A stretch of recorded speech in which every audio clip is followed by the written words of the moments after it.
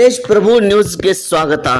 ಇಂದು ದಿನಾಂಕ 26 ಸೆಪ್ಟೆಂಬರ್ 2024ರಂದು ಸಂಕೇಶ್ವರ ಪುರಸಭೆ ವತಿಯಿಂದ ಸ್ವಚ್ಛತಾ ಹಿ ಸೇವಾ 2024 ಅಭಿಯಾನದಡಿ ಪುರಸಭೆ ವ್ಯಾಪ್ತಿಯ ವಾರ್ಡ್ ನಂಬರ್ 5 ಮತ್ತು 6ರಲ್ಲಿ ಬ್ಲಾಕ್ ಸ್ಟಾಕ್ ಹೊರಗಡೆ ಕಸ ಹಾಕುವ ಸ್ಥಳಗಳಲ್ಲಿ ರಂಗೋಲಿ ಬಿಡಿಸಿ ಹೊರಗಡೆ ಕಸ ಹಾಕದಂತೆ ಬೋರ್ಡ್ ಅಳವಡಿಸಿ ಸಾರ್ವಜನಿಕರಲ್ಲಿ ಅರಿವು ಮೂಡಿಸುವ ಕಾರ್ಯಕ್ರಮವನ್ನು ಮಾನ್ಯ ಅಧ್ಯಕ್ಷರಾದ ಶ್ರೀಮತಿ ಸೀಮಾ ಶ್ರೀಕಾಂತ್ ಹತ್ನೂರಿ ಹಾಗೂ ಉಪಾಧ್ಯಕ್ಷರಾದ ಶ್ರೀ ವಿವೇಕ ರಾಮಚಂದ್ರ ಕೊಳ್ಳಿ ಇವರು ಚಾಲನೆ ನೀಡಿದರು.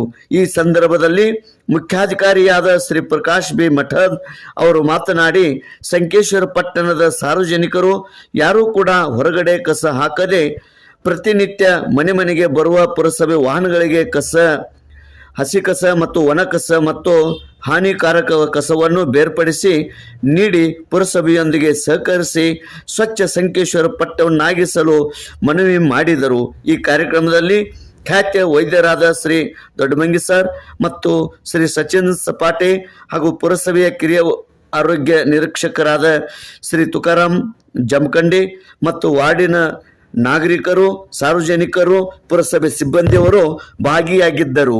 ತೇಜ್ ಪ್ರಭು ನ್ಯೂಸ್, ಸಂಕೇಶ್ವರ್.